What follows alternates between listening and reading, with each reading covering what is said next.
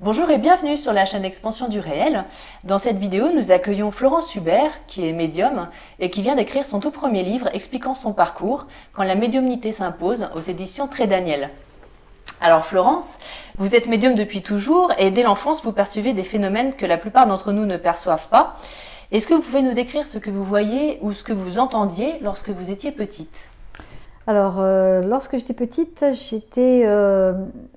j'habitais donc chez mes parents qui avaient un entrepôt pharmaceutique. Et il y avait beaucoup de... Je voyais des ombres, j'entendais mon prénom qui était répété. J'avais très très peur de tout ça. Je ne savais pas bien gérer tout ça. Bon, je discutais beaucoup avec mon nounours, voilà, dont j'ai parlé à Stéphane Alix. Et ce nounours me répondait et me disait comment gérer cette peur, comment faire. En fait, c'était pas mon nounours. Je l'entendais, oui. Vous savez, dans ma tête, quoi. Je l'entendais dans mon oreille. Et puis en fait, bon, c'était pas forcément mon nounours qui me parlait, évidemment. Maintenant, je le sais. Mais voilà, il me rassurait de tout ça, oui. D'accord. Il vous est arrivé une expérience particulièrement troublante lors du décès de votre grand-mère, donc un peu plus tard. Oui. Vous aviez quel âge et qu'est-ce qui s'est passé à ce moment-là? Alors j'avais 13 ans et ma grand-mère paternelle venait de mourir à Paris.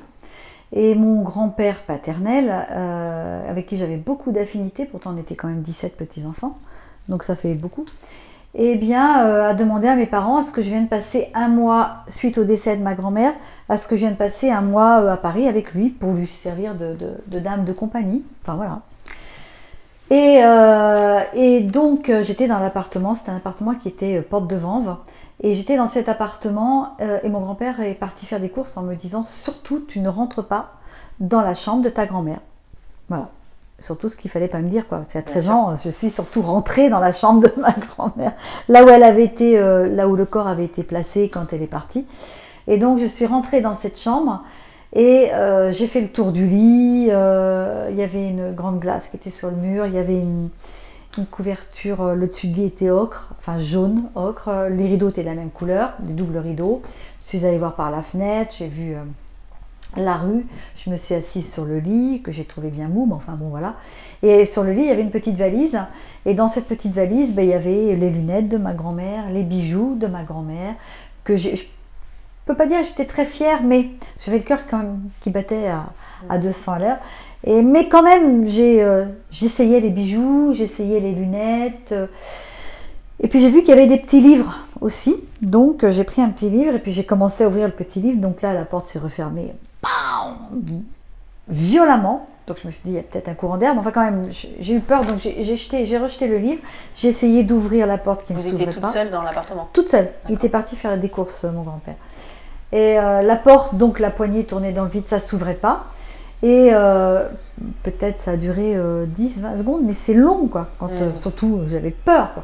Et la porte s'est ouverte, donc je suis partie dans le fond et je suis allée dans la chambre où il y avait mon lit. Et je me suis mise dans le lit avec la couverture et je sentais une présence et je sentais qu'on me caressait la tête. Je sentais tout ça. Et je savais que c'était ma grand-mère. Je le savais. Et tout s'est arrêté quand mon grand-père a mis la clé dans la serrure de la porte et est rentré. Donc je me suis jetée à ses pieds, il était quand même docteur en pharmacie. Donc je me suis jetée dans ses bras, plutôt pas à ses pieds mais dans ses bras. Et je lui ai raconté, il m'a renvoyé direct d'où je venais en disant à mes parents que j'avais une imagination débordante. Il ne vous a pas cru? Non. Et comment vous avez interprété ce qui s'est passé? J'avais pas fouillé, on n'a pas fouillé, enfin moi personnellement j'avais pas fouillé dans les affaires de ma grand-mère, surtout pas dans ses journaux intimes. C'était des petits calepins grands comme ça, quoi. Hein, mais j'avais surtout pas à fouiller dans ces affaires. Voilà comment je l'ai interprété, espèce de curieuse, Florence. Je ne t'en veux pas, mais tu n'as pas à faire ça. D'où la petite caresse après, je pense. pour vous rassurer. Oui. D'accord. Donc vous avez continué à grandir, mais alors donc vous avez toujours ces perceptions, ces phénomènes extraordinaires qui arrivaient, mais pour autant vous n'avez pas choisi de devenir médium ou d'en faire votre métier. Est-ce que vous pouvez nous expliquer pourquoi vous aviez fait ce choix? Premièrement parce que il fallait que je travaille, j'étais issu d'un milieu pharmaceutique, donc moi je voulais être danseuse, hein. Bon, prof de danse même je voulais. Donc j'ai passé des concours, bon ça s'est pas bien passé, mes parents voilà, sont venus me chercher, etc. Donc après je voulais faire de l'esthétique, on m'a empêché de faire de l'esthétique, ils n'ont pas voulu, donc ils m'ont mis en pharmacie, donc je suis préparatrice en pharmacie. Et puis tous ces phénomènes que j'avais qui étaient quand même latents, qui étaient là, en fait j'en parlais pas, sauf à mon grand frère aussi, dont je parle dans mon livre, parce que c'est le seul qui m'écoutait dans ce cas-là. Quand je lui disais, ben voilà, j'ai entendu ci, voilà, j'ai encore entendu mon prénom, voilà, je veux pas aller là, je sens qu'il faut pas y aller, etc. Mais en parler à mes parents, je voyais pas pourquoi j'allais en parler à mes parents qui me croyaient plus ou moins à l'époque. Et puis bon voilà, je suis partie dans la pharmacie, préparatrice en pharmacie, métier concret pour gagner de l'argent et pouvoir vivre. Mais vous avez confiance? Est-ce que vous vous disiez je suis peut-être folle, ou vous avez confiance en vos perceptions ou pas? Ouais, c'était bancal. Des fois je me disais oui, c'est trop fort. Puis des fois je me disais bon arrête, t'es folle, t'inventes. Ton imagination prend le dessus. Mais comme j'avais toujours cette petite voix récurrente derrière qui me parlait, ces petites voix qui traversaient mon nounours quand j'étais petite, cette petite voix récurrente, elle est toujours, d'ailleurs je l'ai toujours, hein. Je suis pas schizo, mais c'est grâce à cette voix que je suis ici, ou d'ailleurs où j'en suis. Bon, mais et je l'écoutais, donc elle me rassurait, mais le discernement que j'avais à l'époque, c'est-à-dire mon mental disait t'es folle. Voilà. Et donc c'est un événement qui aurait pu tourner au drame, qui a changé votre vie. Donc c'est un accident de plongeon en Corse. Est-ce que vous pouvez nous raconter ce qui s'est passé et où vous en étiez dans votre vie à ce moment-là? Alors, avant de partir, donc tous les ans on partait en Corse avec mon ex-mari maintenant, dans sa famille. Et avant de partir en Corse, ma petite sœur Babette, dont je parle dans le livre, me faisait les cartes pour voir un petit peu comment ça allait se passer en Corse. Et là, elle m'a fait les cartes évidemment avant de partir en Corse. Et elle m'a dit, bon, je te préviens, cette année en Corse, il va y avoir un problème avec une femme et l'eau. Et je lui dis, ah bon, elle me dit, ouais, je sais pas ce qui va se passer, il y aura un problème avec une femme et l'eau. Donc je me suis dit, je vais surveiller mes 2 filles qui étaient petites et ma belle-mère qui ne savait pas bien nager. Donc voilà. Je me suis dit, si jamais elle tombe dans l'eau, j'irai pas la chercher. Non, non, c'est pas grave, c'est pas vrai. Mais bon, j'ai surveillé mes enfants, c'est vrai que parce que je me suis dit, si elle tombe du bateau, voilà, il peut y avoir ce problème. Puis le 25 août 2001, eh bien, il n'y avait pas eu de souci. Donc je me suis dit, Babette s'est trompée, voilà, la voyance n'a pas bien marché. Et donc je pars faire de la plongée avec mon ex-mari, des amis aussi, et on va au large de Porto Vecchio pour trouver des mérous. Donc je plongeais bien, j'avais un bon niveau de plongée, il n'y avait pas de souci. Donc on plonge, on descend à 41 mètres, ce qui est beaucoup trop profond. Voilà. On voit rien, il faut y aller à la torche, etc. Et à 41 mètres, quand j'arrive au fond de la mer, j'ai plus d'air dans la bouteille. Donc c'est un peu problématique, 41 mètres, c'est très profond. Et plus d'air dans la bouteille, donc de l'eau salée. La première bouffée que j'ai respirée en bas, donc là mon cœur a aussi beaucoup tapé. Je me suis dit, il y a un problème. Donc j'ai regardé le plafond, je me suis dit, t'es morte. Le temps de remonter, le temps de... Voilà. Je reprends, non, alors voilà, une bouffée, donc je tape sur ma bouteille pour faire du bruit et leur dire que j'avais plus d'air. Donc ils viennent, mon mari à l'époque me donne son embout de sécurité, je prends une deuxième bouffée de l'eau salée, lui il prend mon embout, il respire de l'eau, enfin il respire de l'air, pardon, donc tout va bien. Donc, et là il y a un problème quoi. Donc je fais comme ça, il me donne son octopus, donc son embout de sécurité du coup. Hein. Et là, il me demande si ça va, et je lui dis ben non, ça va toujours pas, donc 3 fois.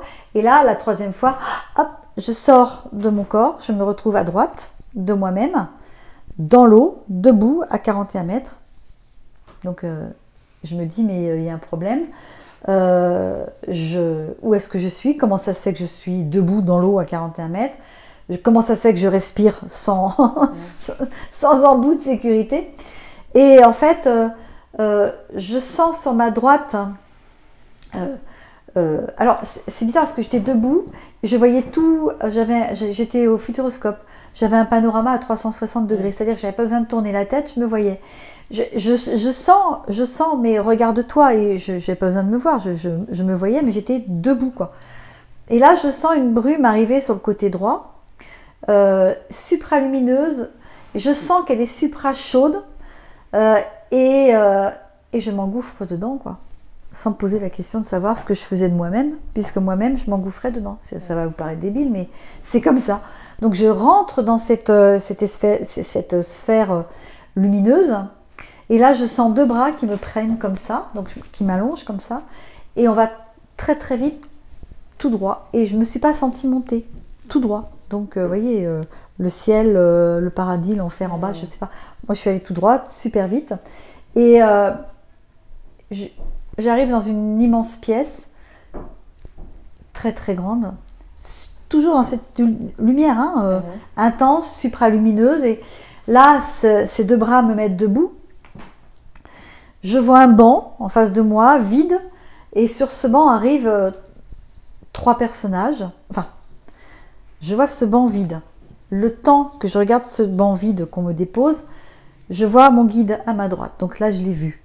D'accord ? Comment vous saviez que c'était votre guide ? Parce que je le sentais. Là, on y va on est dans des sens complètement exacerbés. Je savais que c'était lui.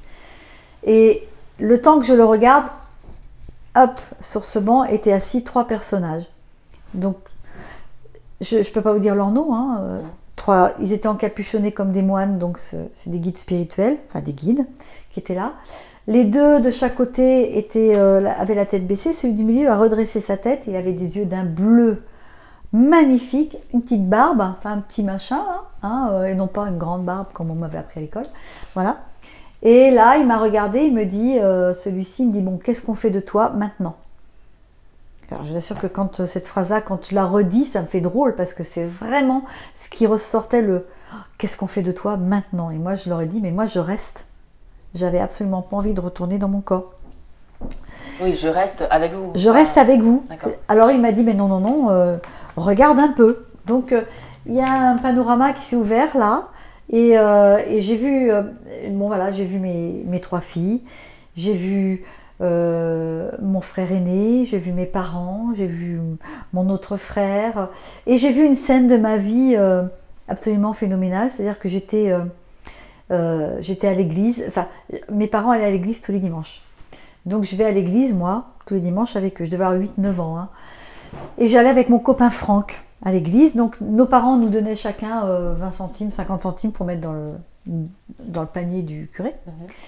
Et nos parents se mettaient devant et nous avec Franck, on était derrière avec les enfants, au fond de l'église. Saint-Nicolas à Saumur, voilà, pour tout vous dire. Et en face de cette église Saint-Nicolas à Saumur, à l'époque, il y avait un spar qui était tenu par une vieille fille qui s'appelait Mlle Roland. Et là, je vous dis tout, vous savez tout. Et donc, nous, on était dans le fond de l'église avec Franck, et au moment où il passait le panier pour la quête, nous, on faisait semblant de mettre la pièce, et on la remettait dans la poche. Pour pouvoir, pendant que nos parents étaient en train de discuter sur le parvis de l'église à la sortie, nous aller chez Mlle Roland en face, demander une bouteille de Contrex, parce qu'on savait que les bouteilles de Contrex, elle les mettait dans son arrière-boutique, et elle mettait un temps certain, ou un certain temps, à aller chercher cette bouteille. Pendant qu'elle allait chercher, c'est comme le fût du canon, pendant qu'elle allait chercher la bouteille, Franck surveillait où elle en était, pendant ce temps-là, moi je dévissais les bocaux à bonbons, et hop. Donc voilà. Et cette scène-là, je l'ai vue, ils me l'ont montrée, donc ils ont une mémoire extraordinaire. Donc ils ont dû m'en montrer d'autres, mais celle-ci m'a marquée, en tout cas, celle-ci. Mais c'était pour faire, quel était le but de... Le bien, le mal, ce que j'avais fait de bien. On faisait un tour quand même, ma famille, mes filles, mes parents, on faisait tout un tour. Donc c'est pas du tout, j'ai pas fait du tout une NDE comme par exemple Nicole Dron, qui elle a vu un tas de choses, etc. Moi j'ai fait... la NDE que j'ai faite, elle a bouleversé ma vie terrestre, mais ils m'ont montré le bien, le pour de ce que j'avais fait, etc. Et ils m'ont dit, je me souviens très bien, celui du milieu m'a dit, maintenant on va te montrer ça, pourquoi tu es réellement venu. Bah oui, voilà. Et là, très honnêtement, je me souviens de rien, parce qu'ils m'ont réintégré, bah oui, mais je suis devant vous, je suis là aujourd'hui, quoi. Ils m'ont réintégré, donc je devais être à 15-16 mètres en dessous, plafond de la mer, parce que eux, pendant ce temps-là, mais ils remontaient tout doucement, puisqu'ils ne pouvaient pas aller très vite, puisqu'en plongée, quand on fait attention qu'il n'y ait pas de bulle d'air qui se coince dans la colonne vertébrale, etc. Donc on fait des paliers quand on remonte normalement, donc ils remontaient tout doucement, donc on devait être à 15-16 mètres, j'ai été réintégrée, donc j'ai ouvert mes yeux, J'étais encore dans l'eau. Je me suis dit, c'est quand même pas possible, quoi. Je reviens dans l'eau. J'étais si bien. Voilà. Et eux, ce qu'ils n'avaient pas fait, ils ne m'avaient pas percé mon gilet stabilisateur. Vous savez, c'est le gilet qu'on gonfle quand on plonge pour tenir à la surface. Donc, ils auraient dû le crever. Parce que moi, j'ai pris l'embout. J'ai regonflé le gilet et je suis passée de 15 à 0. Mais c'était pas dangereux Bah si, j'ai les tympans qui ont explosé, j'ai vomi, j'avais le côté droit paralysé. Donc ils m'ont élitroyé en caisson de décompression à Ajaccio pendant 6 ou 7 heures. Donc ils m'ont replongé en caisson pour enlever la bulle que j'avais coincée dans le dos. Parce que normalement, je devrais peut-être même être paralysée. Donc voilà. Et alors, qu'est-ce qui s'est passé quand vous êtes réveillée? Ben, quand je me suis réveillée, en fait, je suis sortie de ce caisson décompression et là, bon, il y avait mon compagnon qui était là. Lui m'a regardé dans les yeux en me disant, je me souviens très bien, il m'a dit, je ne sais pas ce qui s'est passé, tu n'es plus ma Florence. Dans les yeux, tu n'es plus ma Florence. Que bon. Et moi, j'ai dit, mais je ne sais pas ce que je fais là, en fait. Je ne sais pas ce que je fais là, je ne sais pas ce que je fais dans cette vie-là. Voilà. Et tout ça juste... En sortant du caisson. Donc vous voyez, ça a été vite. C'est après que ça a été moins vite. Ça, c'était le 25 août 2001. Je suis partie de chez moi au mois de juin 2004. Donc vous voyez, j'ai mis du temps quand même. Parce qu'il a fallu que je comprenne ce que j'avais fait. Il a fallu que j'admette ce que j'avais fait. Il a fallu que je me dise que j'aille voir... Donc je suis allée voir des médiums quand même qui m'ont confortée dans ce domaine-là. Mais partir, je ne travaillais pas, partir de chez moi pour aller où, avec 2 enfants, enfin voilà, pour faire quoi, la famille, comment leur dire ce que je voulais faire, enfin il y avait tout un contexte. Moi j'ai pas pu partir comme ça, par contre du jour au lendemain, non, ça c'est sûr. Et qu'est-ce qui faisait que quelques heures avant, vous étiez en train de faire de la plongée, tout allait bien, et que vous vous réveillez après, c'est plus possible, vous devez changer de vie? Ben, parce que ce que j'ai fait, c'est absolument... c'est magnifique, moi c'est pas une NDE négative que j'ai fait. J'ai vu quand même les prémices de ce qui nous attend quand on part, quoi. Quand ça se passe bien. Moi j'ai été quand même accueillie par mon guide spirituel que j'ai vu ces 3 guides. C'est quand même fabuleux, quoi. On est dans un espace où toutes nos comment vous dire, toutes nos querelles, toutes nos rancœurs, tout ça, j'avais pas ça du tout. J'étais complètement sereinement bien. J'étais puisque je voulais pas retourner. Il y a des gens qui me disent t'es super égoïste, quoi, tes enfants. Bah ouais, bah oui. Eux auraient été malheureux, c'est sûr. Mais nous, quand on est comme ça, on est Ghost. Si vous l'avez vu le film Ghost, bah voilà, il est waouh, la plénitude totale, quoi. Et voilà. Alors il y a eu ce gros bouleversement que j'ai vu ça. Donc moi, depuis toute petite, j'ai ces capacités-là. Mais là, je l'ai vu. Donc ça a été un gros coup de pied aux fesses qu'ils m'ont donné. Vous avez vu ce que vous alliez, votre avenir ou pas? Alors j'ai certainement vu ce que j'allais faire. Mais là, pour être honnête, je m'en souviens pas. C'était plus conscient, mais c'était peut-être encore là. Voilà, mais j'ai dû certainement accepter le contrat puisque je suis là aujourd'hui. Hein. Et puis, moi, je me souviens aussi très bien de ce que m'a dit cette énergie qui avait au milieu, ce guide qui avait au milieu. Il m'a dit, il n'y aura pas de NDE. D'accord, c'est maintenant... Donc, voilà. Donc, ça, c'est clair. Hein. Mais j'ai dû dire oui par rapport à ce que j'allais faire puisque je suis là aujourd'hui. Mais ça s'est pas fait après, comme ça, du jour au lendemain. Non, il faut quand même que je sois honnête. Hein. Et à quel moment vous saviez, en vous réveillant dans cette chambre d'hôpital, que vous deviez être médium? Non, je ne savais pas du tout ce que j'allais faire de tout ce paquet-là. D'accord. Alors, tout ça après, bon, les années ayant passé, ma mère m'a réconfortée puisqu'elle elle avait évolué aussi dans ce domaine-là. Elle avait une amie à Nantes qui était médium, que je suis allée voir, qui m'a confortée dans le prénom de mon guide, qui m'a confortée dans ce que j'allais faire. J'y suis allée avec elle. Voilà, bon, après j'ai été confortée. Bon, Babette, voilà, en fait, elle s'était pas trompée du tout. Hein. Il y a bien eu un problème avec une famélo, ça c'est sûr. Donc voilà, tout ça, mais il y a toute une évolution que moi-même j'ai dû faire après pour en arriver à ce que je suis aujourd'hui, quoi, quand même. Hein, ouais. Et entre ce moment-là et le moment où vous avez commencé en tant que médium, il s'est passé combien de temps? Alors donc 25 août 2001, je suis partie de chez moi en juin 2004. Voilà, donc ça fait 3 ans, si je compte bien, c'est ça. 3 ans. Je suis arrivée en 2004 donc dans l'appartement. je n'ai pas exercé comme ça du jour au lendemain. Je ne me suis pas lancée dans la médiumnité. J'avais fait une conférence à La Rochelle. Et ce sont des amis de mes parents, donc Gisèle et Alain Guillot, qui faisaient beaucoup de conférences sur les guides. Gisèle qui était écrivain, conférencière, maître de lettres, enfin voilà. Et c'est elle qui m'a appelée, qui m'a emmenée à La Rochelle. À La Rochelle, j'ai rencontré ce responsable de La Rochelle qui lui a parlé à quelqu'un d'autre à Paris, qui faisait des grosses conférences sur Paris, où je suis allée, je me suis retrouvée pour la première fois devant 500 personnes, entre Henri Vigneault, Michel Riffard qui est décédé. 500 personnes, c'est énorme. Et dans ces 500 personnes, il y avait toutes les associations de France. Voilà. Je crois bien que c'est la seule fois où il y avait toutes les associations, et c'est comme ça que je suis partie. Mais quand je suis arrivée à Saumur, sans rien, j'ai travaillé. J'ai fait des petits boulots à droite, à gauche, il fallait bien que je vive. Et alors, vous étiez préparatrice en pharmacie Oui. de formation, entre guillemets. Oui. Pourquoi vous n'avez pas voulu retrouver Non, parce que c'était pas... C'était plus Non, c'était plus possible. Je ne pourrais même pas retravailler en pharmacie, tout a évolué. Puis voilà. Et vous n'aviez pas envie non plus? Non, ouais. non.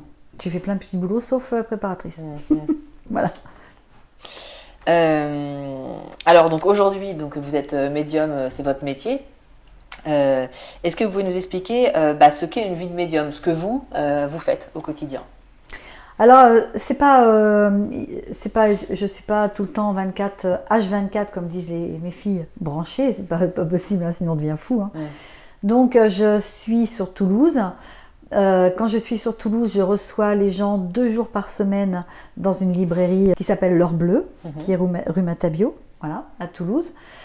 Quand je suis à Angers, dans le Maine-et-Loire, je reçois dans une librairie ésotérique qui s'appelle Chrysalide, qui est rue des Deux Haies. Quand je suis à Caen, c'est la librairie ésotérique L'Eau Vive, à Caen. Quand je suis à Paris, c'est la librairie Cornaline à Paris, qui est rue Saint-Lazare.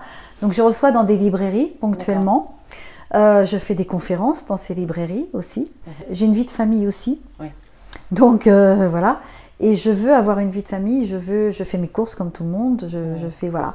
Parce que on peut pas travailler tous les jours de la semaine. Je ne pense pas qu'on puisse faire plus de 4-5 rendez-vous par jour. Déjà, c'est beaucoup en médiumnité. Hein, enfin voilà. Mais après, il y en a peut-être qui font plus. Hein. Moi, je parle pour moi. Hein. Et vous faites aussi ce qu'on appelle du nettoyage de maison? Oui, nettoyage de maison. Vous nous expliquer ce que c'est? Alors là, je vais dans des lieux où les gens m'appellent parce qu'ils ont des soucis dans leur maison.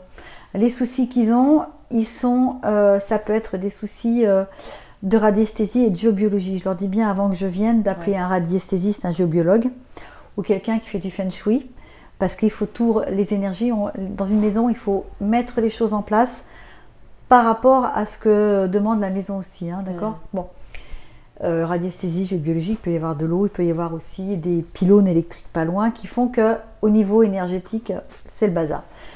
Quand ces gens-là ont fait appel à des personnes qui ont étudié et que bon, les phénomènes continuent, il peut y avoir des poltergeists, des objets qui bougent, il peut y avoir des voix, il peut y avoir des...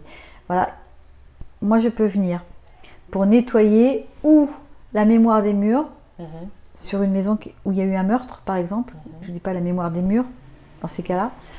Donc, et l'énergie peut être encore là, ou carrément parce que la maison, il y a une énergie dedans et que ça ne va pas.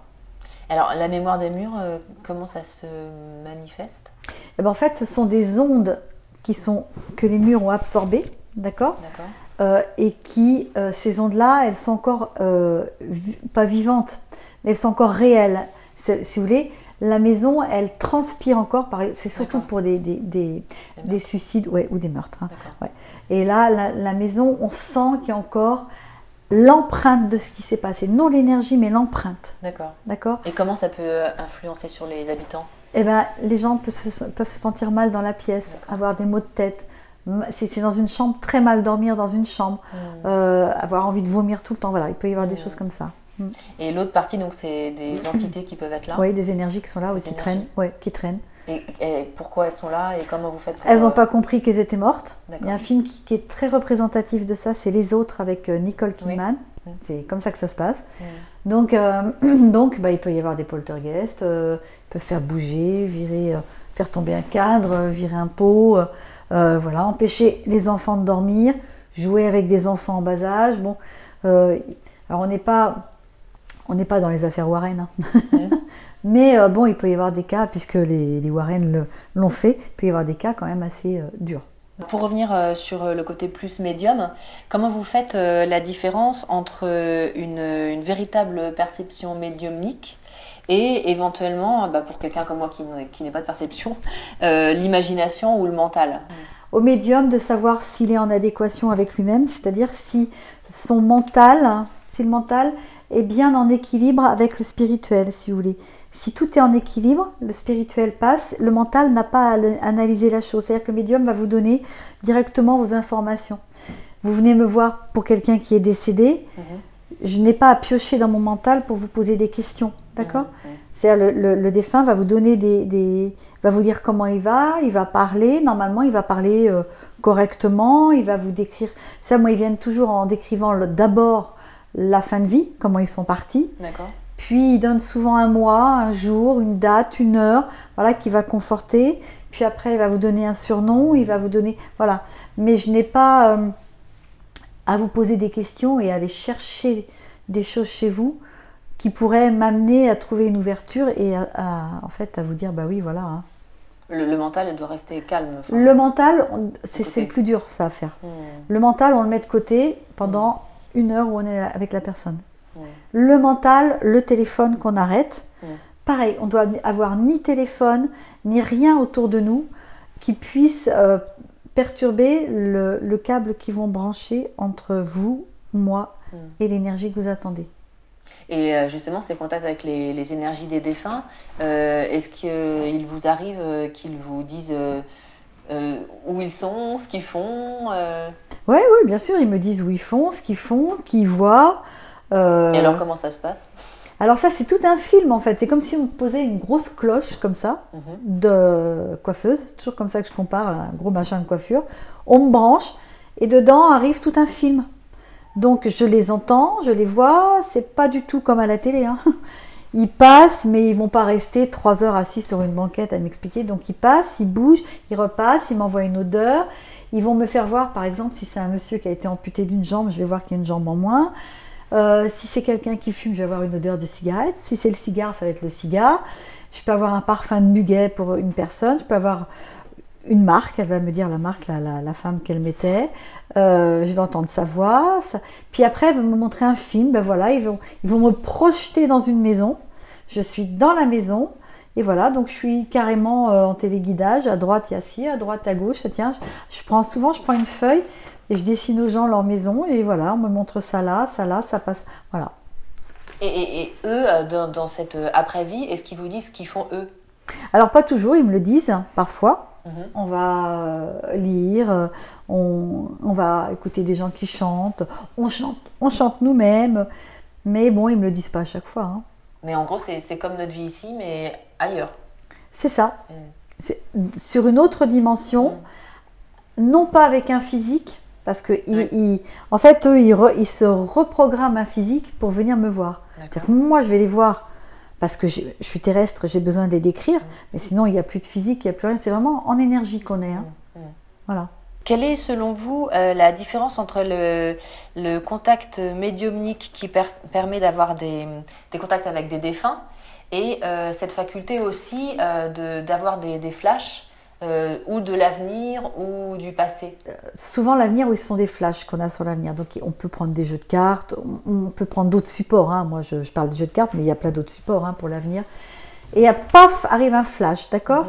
Donc 3 cartes d'affilée, ça fait ça, ou autre chose, ça fait ça, pouf. Est-ce que je vais déménager, par exemple, à Lille? Voilà. La dame vient voir, je cherche du travail, on m'a répondu de Lille, est-ce que je vais avoir mon travail, est-ce que je vais déménager? Donc voilà, on va prendre les cartes, d'accord? En voyance, hein? Oui. Voilà le flash, et sur l'instant présent où la femme est avec moi, elle déménage, le poste c'est oui, d'accord? Eh bien on va lui dire oui, oui, apparemment vous déménagez, le poste c'est ok, dans l'instant présent je précise, hein, parce que... Au moment de la consultation. Au moment de la consultation, d'accord? Puis, cette femme-là, en fait, elle a le poste. Et elle me rappelle, elle me dit, oui, vous aviez raison, j'ai le poste, tout va bien. Puis elle va m'appeler 2 mois après, je n'ai plus le poste. Parce qu'en fait, entre-temps, dans la boîte où elle devait aller, eh ben, ils se sont rendus compte qu'il y en a une autre qui était peut-être plus proche ou qui avait des problèmes, ou qui avait moins de problèmes familiaux, c'était plus facile de la faire déménager. Elle n'a plus le poste. Donc moi, je vais me faire disputer parce qu'en fait, elle n'a plus le poste. Mais en fait, les gens viennent nous voir en voyance dans l'instant présent. En médiumnité, ils peuvent vous dire un petit peu les défunts, ce que vous allez faire dans l'avenir. C'est pas leur tasse de thé. Eux, ils vont vous dire on va bien, ils vont se décrire. Ne t'inquiète pas, j'ai revu ta grand-mère, ou ta grand-mère, toi peut-être ta grand-mère va pas très bien, elle est en surveillance, fais attention, elle va peut-être partir dans bientôt, etc. Ou la dernière fois, on m'annonçait le départ d'un petit toutou qui allait pas bien, effectivement, voilà. Mais ils vont pas, eux, être branchés, super branchés dans l'avenir. C'est les défunts. Mais ils voient quand même notre avenir. Mais ils le voient. D'accord. Donc si vous avez par exemple, ils vont me dire, j'adore moi. Il y a une dame qui est venue me voir l'autre jour avec ses 2 filles parce que le mari était décédé. Et le mari m'a dit, le premier mot du mari ça a été félicitations. Et la fille était enceinte. Donc elle est enceinte de 2 mois. Donc en 2 mois je ne le voyais pas quoi. Donc là, vous voyez qu'ils voient ça. Ouais, donc là, et en fait, c'était génial parce qu'elle voulait l'annoncer à sa mère là, mais bah, voilà, ça a été fait. Voilà. Ça, quand ça arrive, c'est cadeau, cadeau. Ouais. Mais après, ils vont pas vous dire tu vas changer de voiture. Non. La voiture sera grise ou bleue avec des petits pois jaunes, ils s'en foutent. Mais sur des décisions importantes. Sur des grosses décisions, ils peuvent intervenir quand même, oui. Et justement pour revenir sur le côté plus flash, voyance, etc. Ce que ça nous dit aussi, c'est que en gros rien n'est établi et que quelque chose qui est vrai maintenant peut être faux demain parce qu'on a notre libre arbitre. Oui, voilà, oui. Alors c'est très dur de dire le temps. Hein, on travaille plutôt en saison. Il est très dur de dire c'est votre conjoint pour votre vie. Vous avez trouvé l'homme de votre vie. Bravo parce que ça tout bouge tellement qu'on ne sait pas. Il est très dur de dire à une personne vous aurez 4 enfants, vous en perdrez un, enfin ça se dit surtout pas, mais vous en aurez 4, vous aurez des jumeaux, c'est dur parce que bon, oui, moi je l'ai annoncé à une dame effectivement un jour qu'elle allait avoir un bébé. Donc oui, dans l'instant présent, oui, elle me dit je voudrais avoir des enfants. Je lui dis oui, bien sûr, il y en a un qui arrive. Effectivement, elle est tombée enceinte et puis 4 mois après, elle perdait le bébé. Donc toujours se méfier et dire aux gens que c'est dans le moment présent. Voilà. Il ne faut pas que ça perturbe sa façon de faire habituelle, sinon voilà, on peut changer. Il ne faut pas sortir en disant bah, elle m'a dit ça, je vais faire ça. Donc j'arrête autre chose. Ouais. Voilà, d'accord. Repartir. Moi je leur dis surtout vous repartez comme si vous ne m'aviez pas vu. Et puis laissez faire le reste. Vous voyez. D'accord. Quel conseil vous pourriez donner aux personnes qui cherchent à consulter un médium? Parce que il y en a de plus en plus. Comment faire pour savoir si c'est quelqu'un qui est intègre, qui est professionnel? Voilà. Peut-être écouter le bouche à oreille, ce qu'en disent les gens. Quand on téléphone à un médium, on doit écouter la voix du médium. Le tarif du médium, c'est important. Alors justement, les tarifs, comment on peut... Est-ce qu'il y a une fourchette? Non. Chacun, voilà, chacun fait. C'est pas un métier qui est comment on dit réglementé. Merci. Ouais. Voilà. Donc chacun fait un peu ce qu'il veut, d'accord. Évidemment, une consultation à 500 € de l'heure, je trouve ça énorme. D'accord. Voilà. Maintenant, il peut y avoir des gens qui travaillent, qui font de la médiumnité, qui travaillent à côté et qui disent dans ces cas-là aux autres personnes ce que vous voulez. D'accord. Parce qu'ils ont déjà un travail. Parce qu'ils ont déjà un travail. Il peut y avoir des gens qui prennent, je sais pas moi, 200 €, puis d'autres qui prennent 100 €, puis d'autres qui prennent 70. Y a pas de, je peux pas dire. Il n'y a pas de. Non. Mais au-delà de 500, on commence à se poser des questions quand même. Au-delà de 500 $. On peut se poser des petites questions quand même. Et alors justement, pour vous consulter, comment est-ce qu'on peut faire? Alors bon, sur mon site internet, il y a marqué dans contact, il y a marqué le téléphone. Donc, votre site internet, c'est Florence Hubert, il tape Florence Hubert, voilà. J'ai un Facebook depuis 15 jours, mais j'en ai un. Donc je marque pas toutes les infos dessus parce que ça sert à rien, il y a le site. Mais bon, je peux dire des gros événements dessus qui arrivent, bon voilà. Donc quand vous faites des conférences, des choses comme ça. Oui, voilà, je peux dire ce qui arrive, mais surtout le site. D'accord. Ouais. Et on peut vous consulter donc à Toulouse, mais aussi quand vous êtes en déplacement Toulouse, en France. Voilà. Alors Toulouse, Angers. D'accord. Nantes bientôt. J'y retourne. Après, il y a Bordeaux, il y a Caen, Paris. J'ai pas trop l'Est de la France, non. Est-ce que vous faites des consultations par Skype ou Non, c'est pas... non. Ni par téléphone, ni par Il faut Skype. que ce soit en présentiel. En présence, voilà. Oui. Très bien. Je rappelle donc le titre de votre livre, Quand la médiumnité s'impose, donc aux éditions Très Daniel, où vous racontez tout votre parcours. Voilà. Merci beaucoup Florence merci pour ce Carole. témoignage très intéressant. Et puis merci à vous de nous avoir suivis et à bientôt. Au revoir.